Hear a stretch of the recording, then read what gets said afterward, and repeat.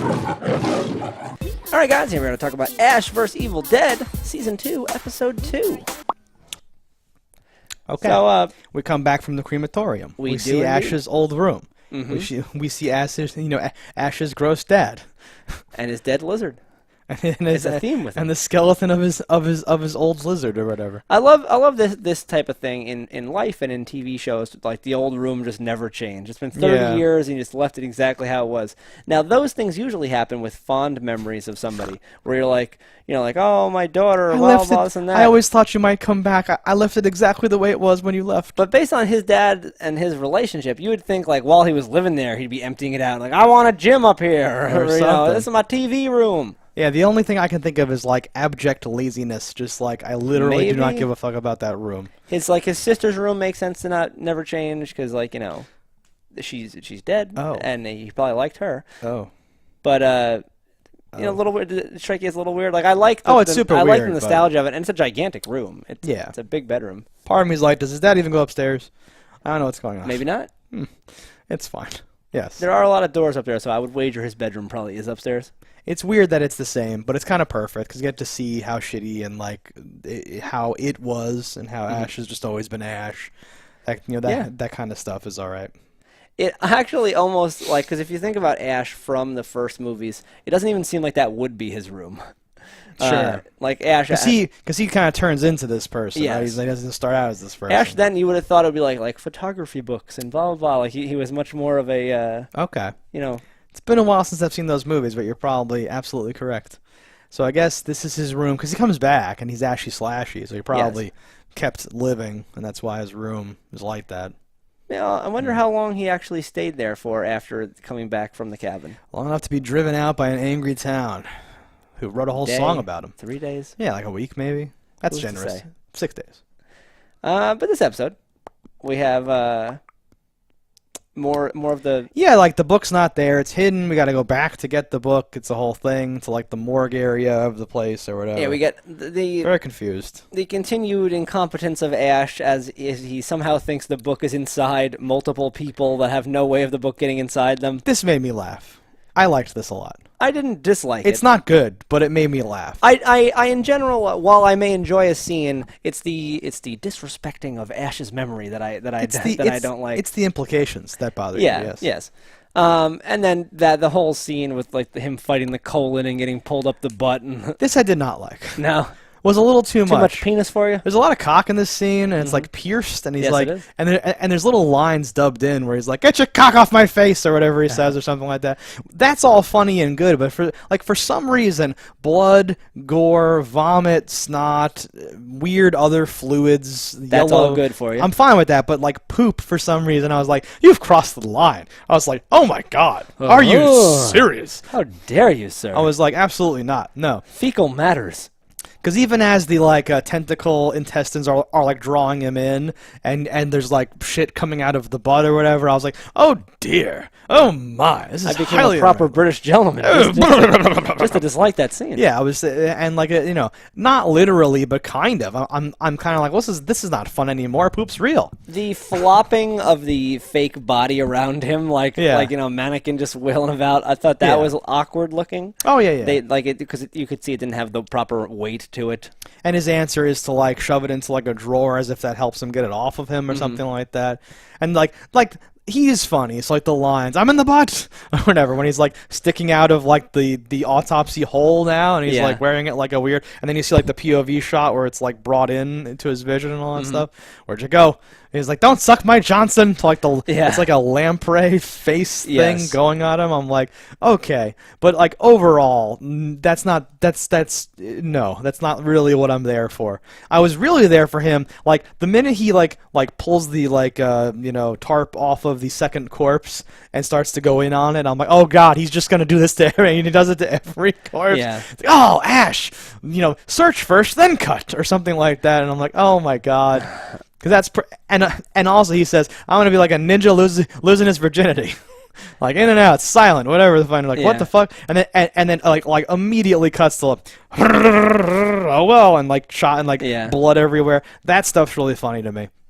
I did think too much with again, like, it's weird to criticize this show for, like, potty humor, because that's, like, a lot of what it is. Yes. But for some reason, poop is just too much. I know what to get you for Christmas next year. I don't want poop mixed in with everything like that. It's too much. So did you like so outside we have at the vending machine, Karen sitting there trying to get her drink. And what's her name? Kelly. Kelly is. I'm thinking of Daredevil. So like the minute you say Karen, my head goes Kelly. Okay, the first thing you like think about what you're gonna say next, and make sure that it begins with the word Kelly, and say Kelly. So Kelly was out there doing this. Is out there trying to get a drink, and super overreacts about it, not giving her drink. Which did you notice is a Faygo machine? Oh shit. Yeah. Well, she gets some Mountain Dew out of it though. It's still a Faygo machine. So that's funny. Oh. I've never seen one in my life. That's a real soda, though, right? It is. Yeah. ICP soda. ICP like soda. Yeah. I did not notice that it was a Faygo machine, though. Yeah. I was in my head. Whenever I see things, I'm like, okay, so is this like a sponsored ad? Did they like pay to get that in there? Yes. Or is it just like that was there? Does that exist? Like. Yeah, I wonder if it's like a writer's session. It's gotta be a Faygo machine. What? That's retarded. We have to do it. Okay, cool. Well, I enjoyed it, but I like the whole they fight. She knocks the dude out. Yeah. And Ash's solution of don't worry, babe. Just drop a little liquid in his crotch. It'd be alright. Yeah, exactly. We used to do it to them all. We used to do it to him all the time. So we could keep doing it because he wouldn't report it or whatever. Yeah. His cavalier being a shithead stuff is like pretty good. And it all like makes sense because then he's a shithead to those random boys. And Kelly's like, yay, being a shithead, fuck off. And then that comes back to haunt them, right? So again, I did not see this, so I can't remember it. I feel like they're attempting to turn Kelly into like a new Ash or whatever.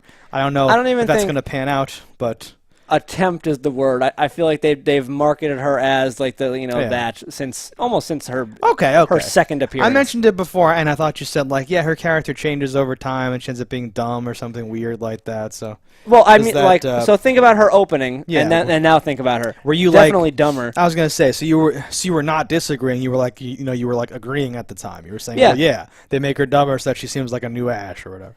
Yeah. I just their whole thing. I'm not a big fan of hers. I don't dislike. Wow, sexist. I don't dislike what she brings to the table. I also didn't like Pablo when we first met him. So maybe she'll grow on me more the second time around. Maybe if we watch it a third time, you'll like Kelly too. It's possible. Just there's something about it. I think anything that was my first viewing of these things. Anything that was I'm like, why is there not more Bruce? These bastards are taking Bruce's scenes. Bruce. So I naturally just didn't like them as much. Yeah. On second viewing, certain things are better, and lines are funny, but I think more often than not, the lines that are dropped are on their sides. So they're harder to like. Yeah. No, definitely. There's moments. There's ups and downs. There's different things that happen.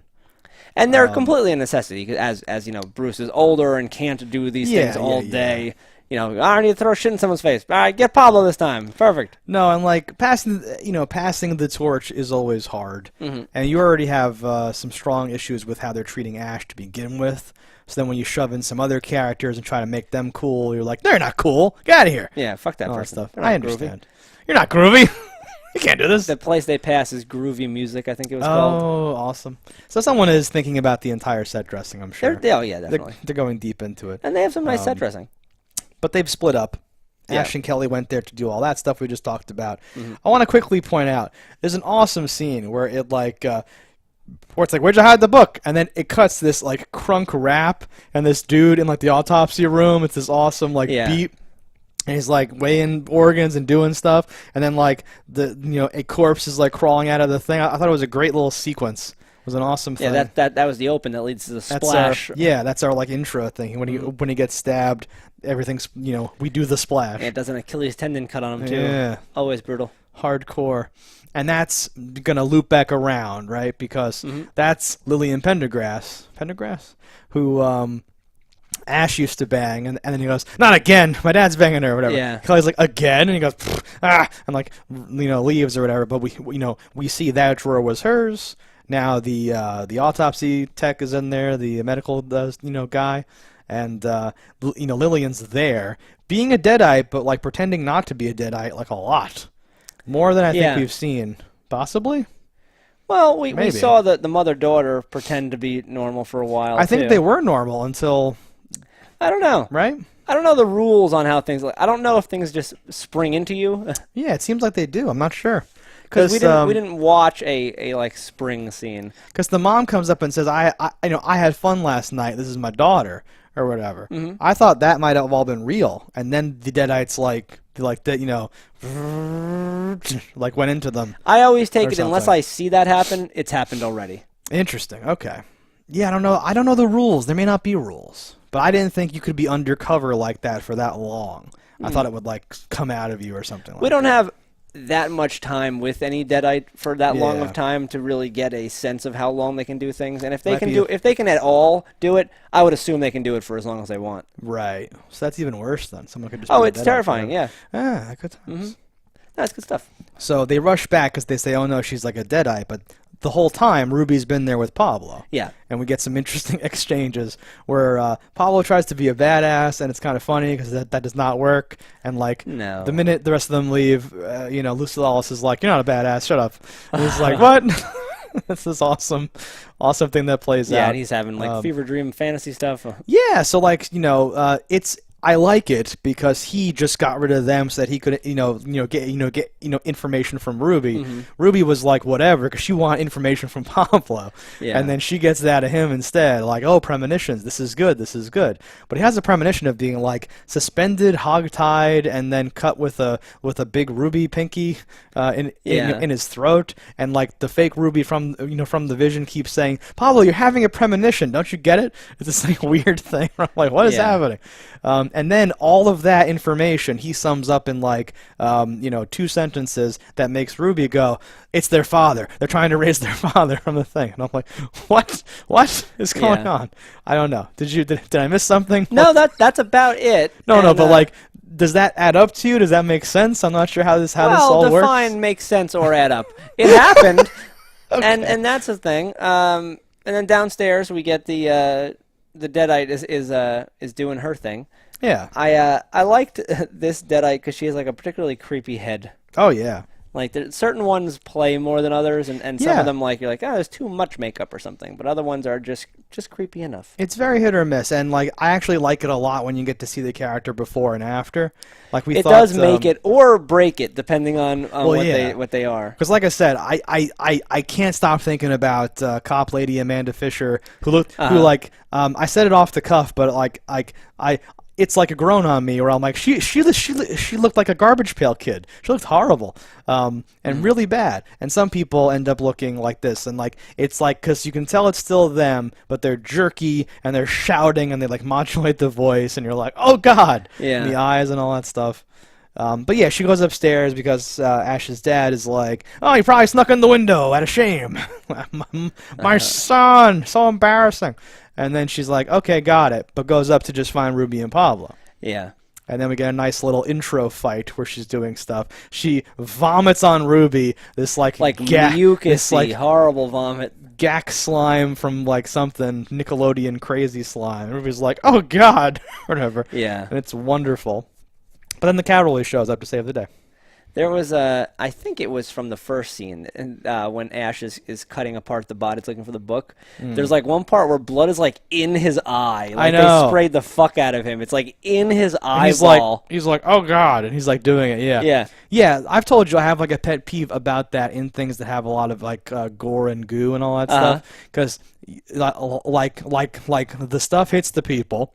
Often I'm like, that looks really good. That looks crazy. And then they cut to like a new setup shot, and like around the eyes, as if they were wearing those swimmer's goggles, is all not touched at all. Those suntan things. Yeah, those little like drop-in Morpheus shades have like blocked only that area. Yeah, but Bruce had it in his fucking eyeball. Yes. So you're like, yeah, they just sprayed him in the face. I imagine they're like 3, 2, and hit him before he has a chance to blink. Oh, yes, exactly.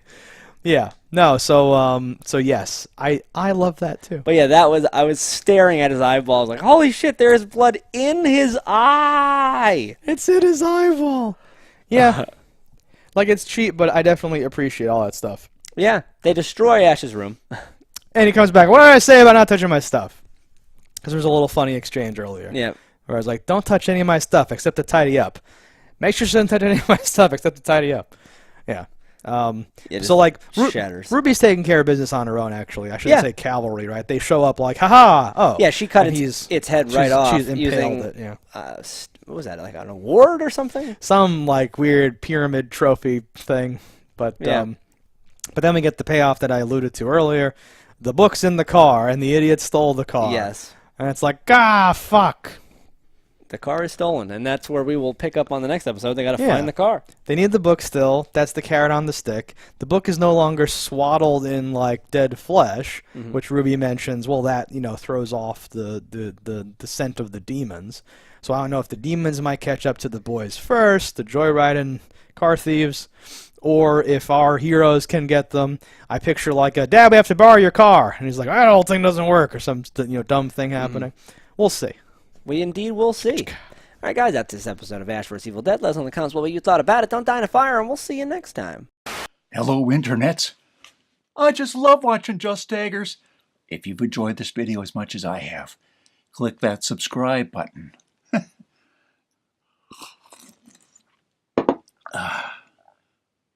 Peace out, homies.